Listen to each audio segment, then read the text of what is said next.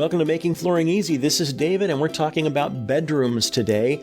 3 reasons X would be the best floor for your bedroom. Each home flooring project presents different obstacles and challenges. At Floors to Your Home, we aim to provide customers with a clear picture of the benefits and specific qualities of each of our flooring options. We hope that with this knowledge, your flooring installation will be a painless experience that increases value of your home and enhances your time spent there. The home should serve as a place of rest, offering you the chance to recharge and escape from the challenges that lie beyond the front door. In perhaps no room is this more true than the bedroom.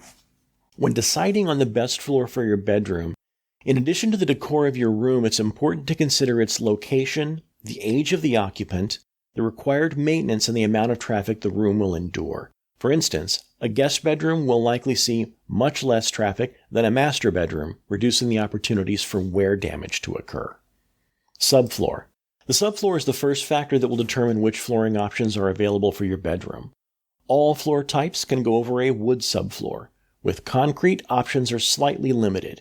At Floors to Your Home, we do not recommend installing solid hardwood floors on a concrete subfloor. However, concrete works perfectly with engineered hardwood, laminate, vinyl plank, and many other options. Location. The location of your bedroom is another important determining factor when choosing the appropriate flooring.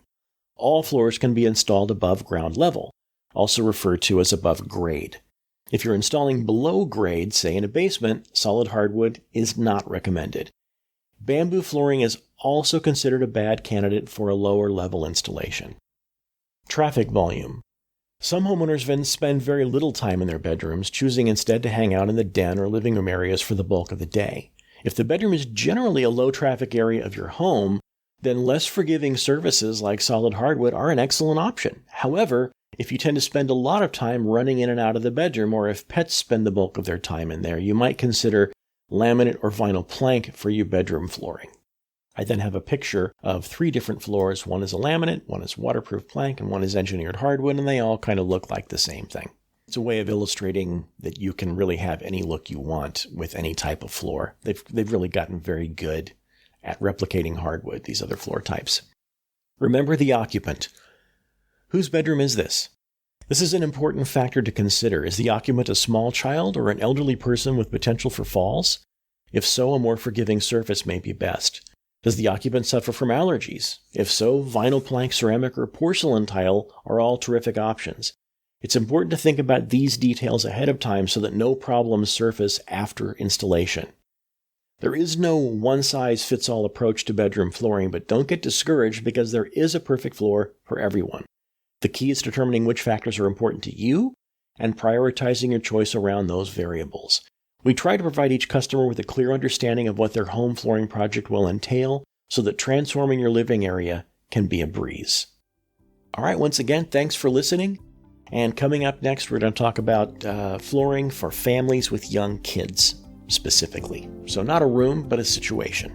And as I said before, if you've got a question we haven't addressed on this podcast yet, or you just don't want to poke through our catalog and find it, that's fine. Call us at Floors to Your Home. We're not hard salespeople, we're just flooring answer people. Call us at 1-800-804-5251 with any question you have. Seriously. This podcast is executive produced by Floors to Your Home, or Dan Kahn, some combination thereof, and it is conceived, produced, edited, audio cleaned, all of that by W. David Lichty, and that's me. Music from each episode comes from the website freepd.com, where you can find music for your own podcasts. And for the most part, we generally wind up using music by Kevin MacLeod, who's been making free usable music for more than a decade, and it's generally really great stuff.